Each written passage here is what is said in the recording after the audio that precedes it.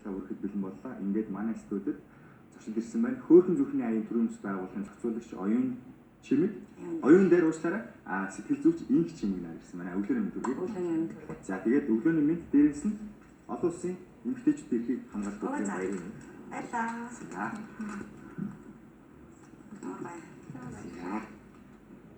За би ямар ч хэлсэн гэр бүлийн хүмүүс өөрсдийг нь баярлуулах хэрэгтэй ихтэй хүмүүсийн өмнөөс төрүүлээд бэлэг өгсөн гэж найдаж байна. Тэгэхээр өнөөдөр ярилцлага гоё болно. За эхлээд хэдүүлээ энэ олон улсын нэг аян байдаг юм байна. Тэр бумаараа тэмцэе гэдэг нэрээр тэмцдэг энэ аяны тухай хэдүүлээ ярилцлага хэлэх үү. За тэгээд за их өрнөц зэмнэртэй нэг тэр бумаараа тэмцээг олон улсын хөдөлгөөн. Яагаад ингэж нэрлсэн бэ гэхээр дэлхийн өнцөг болон бүрт 3 эмэгтэй тутмын аль нэг нь хүчирхийлээ ямарваа нэг хэлбэрт өртөчээд юм байна гэсэн нэгэн үндэсний байгууллага. Эмэгтэй тутмын нэг нь бэлгийн хүчирхийл, гэр бүлийн хүчирхийл, ажлын байранд бэлгийн дарамт магадгүй нийтийн тээвэрдэх одоо тий бэлгийн дарамтч гэдэг юм уу. Хүний наймч гэдэг юм тий хүчирхийлийг хэлбэрт өртөчээд юм гэсэн судалгаа юм.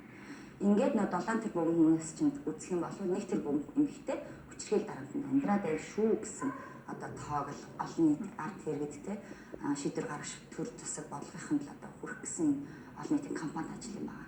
Тэгээд VD-гээд маш их алдартай охид эмэгтэйчүүдийн эсрэг одоо хүчирхийлэл тасан зогсооход чиглэсэн компанид ажиллая 15 жилийн ойг тохиолдуулаад 2013 оноос эхэлж дэлхийд дахинд энэ жилээс 200 гаруй орн одоо тэмдэглэж ирж байгаа. Тэгээд манай Монголдо бол дөрөвдөг жилдээ эмэгтэйчүүдийн эрхийг хамгаалах өдрийг тогтоод энэ арга хэмжээ тэмдэглээ заншсан байна. Иргэний нийгмийн байгууллага хамтраад. Зөв. Тэр бумаараа тэмцэе гэдэг энэ яагаад тэр бум гэдэг тоог оруулсан бол магадгүй тэр бум эмэгтэй хүн байгаа юм уу? Харин сая хэлсэн 3 эмэгтэй тутмын нэг гэхээр нэг тэр бум болж байгаа. Тэр бум 7 тэр бум айгу 3 тэр бум эмэгтэй гэдэг. Эмэгтэй. Манад ямар тоон статистикуд байна вэ? Яг энэ эрхэн хөндөгдөж байгаа тоо баримтууд ер нь яг манай улсын хэмжээнд. За манай Монголд ч гэсэн ялгаа авахгүй 3 эмэгтэй тутмын нэг гэж үздэг. Гэхдээ 5 эмэгтэй тутмын нэг нь гэр бүлийн хүчирхийллийн одоо хохирч болж байна хүүхэд эмэгтэйчүүд хохиршод гэж үздэг. За хамгийн харамсалтай тоо гэх юм бол сүүлийн 2010 оноос хойш 83 эмэгтэй зөвхөн эмэгтэй гэр бүлийн хүчирхийллийн улмаас амнасаа алдсан байдаг. Юухэн жил тутамд 400-аад бэлгийн хүчирхийллийн тоо бүртгэгдэх цагдаагийн газар. Энэ бол зөвхөн цагдаад мэдгдсэн тоо. Тэгэхээр гэр бүлийн хүчирхийлэл болон бэлгийн хүчирхийлэл далд тий нуугдмал одоо юу гэдгийг хинч мэдэгдэхгүй олон жил одоо тийм давтагдсан бүгшсэн юм асуудлуудад яг л нусуултай адил.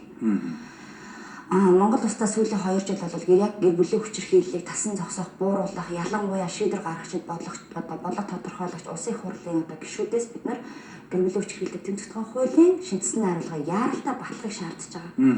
Сая өнгөрсөн өчигдөр ч гэсэн бид нар шаардлаа.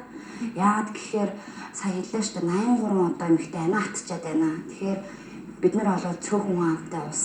Тэгэхээр бусад одоо юу гэдгийг Америк нэгдсэн улс Хятад гэдэг улсын хажуудад энэ тоо маш өндөр тоо аюулын хангалттай илтгэж байгаа тоо. Тийм учраас хохирчийг хамгаалсан цогц бодлоготой байхын төлөө бид нар шаардж байгаа гэсэн үг. Энэ ер нь хамгийн түрүүнд хийх ёстой та бүхэн яг зөв шийдвэр гаргаад явж байгаа гэж би хувьдаа бодлоо. Хүчирхийллийг урлагаар эсэргүүцнэ гэж нэг тийм бодлоготой байх гэсэн энэ хүрээнд ямар ажил хийгдэж байна? Энэ нэг тэр бумаараа тэмцэе гэдэг хөдөлгөөн маань өөрөө хүчирхийлэл гэдэг чинь аюу хүн сэдв шүү дээ. Хүн болгонд тохиолддог хэрнээ үгүйсгдэг одоо энэ бол хэсэг бүлэг хүмүүсийн асуудал ч гэдэг юм уу. За манай гэр бүл юм уу миний эргэн тойрон тохиолдохгүй л гэж хүлээж авах гэдэг асуудал. Гэтэл энийг нөгөө урлагаар дамжуулна гэдгээр тодорхой одоо хэмжээнд зохиогдсон дуу ч юм уу, бүжиг ч юм уу, зургаар ч юм уу илэрхийлэхээр хүмүүс маань энийг хийж явах явцдаа өөрийнхөө оролцоог өөрийнхөө тухай тэнд донд бодож яадаг байхгүй. Миний амьдрал хийвэлээ. Би гэртээ тэгвэл яадаг үлээ. Аав ээж юу юм, найз нөхөд юу юм гэдэг юм уу. Энэ нэг жоохон тэр бодлыг л олгохын тулд бид нар энийг урлагаар дамжуулж хүргээд байгаа. Магадгүй ингээд хүчирхийлэл бол ийм тиймч гэдэг юм аа нөгөө хүнд байдлаар илэрхийлэхээр хүн болгоны зүрхэнд ямар нэгэн өвөөсгөл төрчээд. Энэ ядуу буураа болохоор ч гэдэг юм уу. Эсвэл одоо гудамжинд амьдардаг хүмүүс тохиолдог байхаач гэдэг юм уу. Гэтэл үүндээ хүчирхийлэл маань боловсролын төвшин дээгүүр, амьдралын боломж дээгүүр одоо тэр байх сэхэтэн байх тусмаа л илүү даалд илүү одоо өргөн хүрээгээд оюун санааны хүчрхийлэл ч байдаг юм уу, хил хамаар доромжилдаг ч байдаг юм уу, санхүүгээр охироодаг баримтдаг ч байдаг юм уу тийм. Арга нь улам нарийсаал оршин тогтоод байна л гэсэн. Тэгэхээр энийг л бид нар олон нийтэд ойлгуулахын тулд урлагаар дамжуулаад байна. Олон нийт маань мэдлэгтэй мэдээлэлтэй болчих юм бол өнөөдөр би үнэхээр хохирогч юм уугүй юу? Хэрвээ би энэ байдлаас гарахыг хүсэж байгаа бол хинт хандах юм, хаашаа хандах юм, ямар дэмжлэг авах юм, бусад намайг яаж хүлээж авах вэ гэх юм уу? Энэ болгоныг одоо туулах тэр дэмжлэгийг л олж авах гэсэн үг л дээ. Тэгэхээр ер нь бол судалгаан дээрээс гардаг юм байна шүү дээ. Хүмүүс хүчрхийлэлд өртчөөд тэрийг нуудаг байх юм тийм ээ. Тэгээ тэрийг илэрхийлэхгүй байх нь хүчрхийллийг улам дамжуулаад эцсийн хэлбэрлүү нь авчдаг тохиолдлууд бас их байх юм шүү дээ. Тэгээд ийм тохиолдолд яаж гаднаас нь нөлөөж бид нар тэрийг байгаа хүчрхийллийг ил болгож өртөөд байгаа нэгнийг хамгаалах вэ? Ямар арга байна вэ? Тэгэхээр энэ хүчрхийлэлд өртөж байгаа хүний сэтгэл зүйн онцлогч гэдэг юм уу? Тэрийг ойлгох хэрэгтэй л та. Жишээлбэл аав чинь чамайг байнга заддаг бол чи тэрийг найзуудаа хэлж чадах уу? Яаж хэлэх вэ? Хэлэхгүй магадлал байна л да. Яагаад гэвэл нэр хүндээ бодчих юм тий. Аав минь намайг юу гэх вэ? Найзууд юу гэх вэ? Тэгвэл аав ээж хоёр чинь банк задалдаг бол чи тэрийг хэлж чадах уу? Бас л хэцүү тий. Тэгэхээр энийг яаж бид нар мэдээлэх юм гэхээр хөршүүд байна, найз нөхөд байна, гудамжинд болж байгаа хэрэгэн хийж байгаа бид нар дугаан өнгөрөхгүй иргэнийхээ ургийг биелүүлээд холбогдох цагдаад нь хэлдэг ч байдаг юм тий. Гэхдээ энэ дээр маш том манад яхаа нөгөө бас эцгийн эрх тогтолцоогоор ингээд удаан амьдарсан болохоор энийг илэрхийлэх жоохон хэцүү байдаг л да. Жишээлбэл гудамжинд хоёр хүмүүс уулзаад нэг залуу очиад тэрийг салгахад эмэгтэй нэргээд нөгөө нөхрийгөө өмөрдөг. Чамд ямар хамаатай байна бид нарын асуудал гэдэг. Яг ийм бол. Яг ийм факт байхгүй.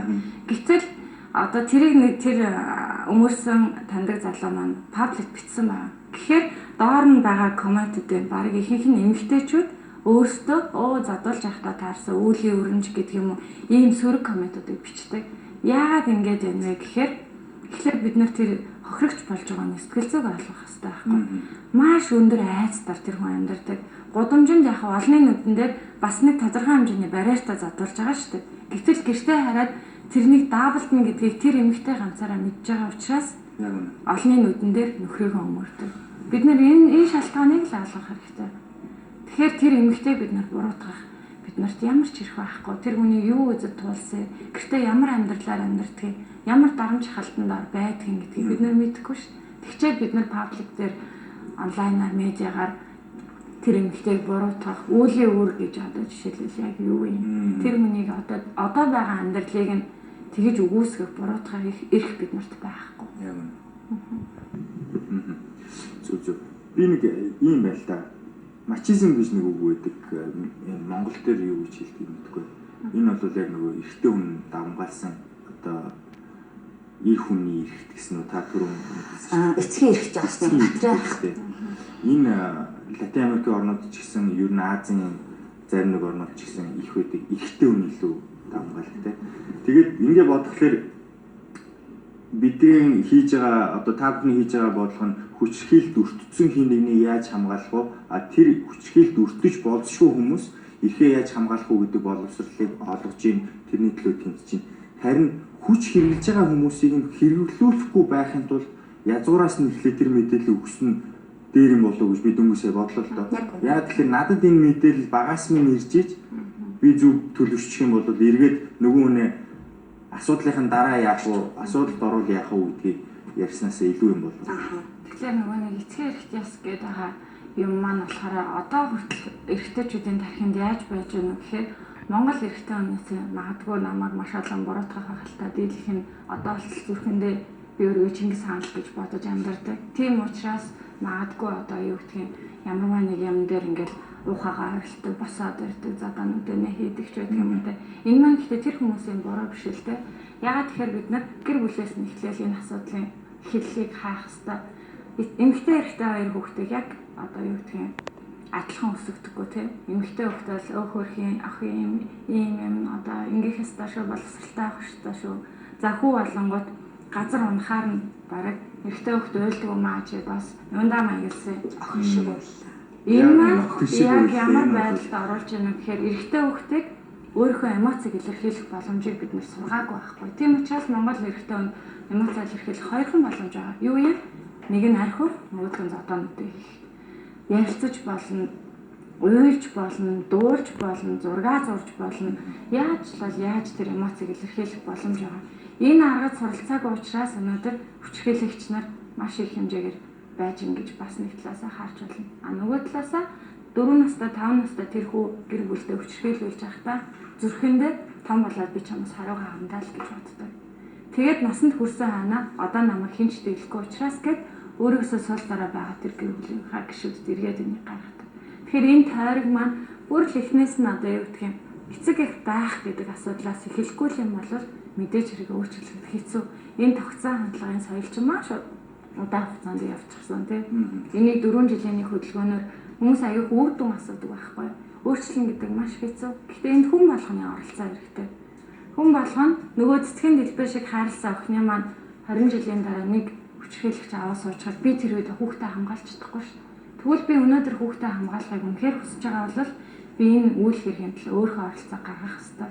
Хүн болгон ингэж бодоод дараагийн үйлдэлийг хийж чадах юм бол магадгүй энэ хүчрхийлэл гэж байгаа зүйлийн хүрээг бид нар багасгах боломж байгаа гэж бодож байна.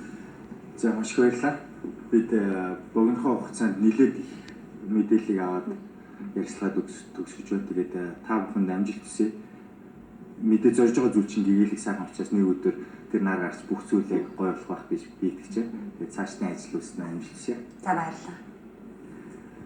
За өнөө өглөө нэвтрүүлэг маань та бүхэнд өөрсдөө эзэхийг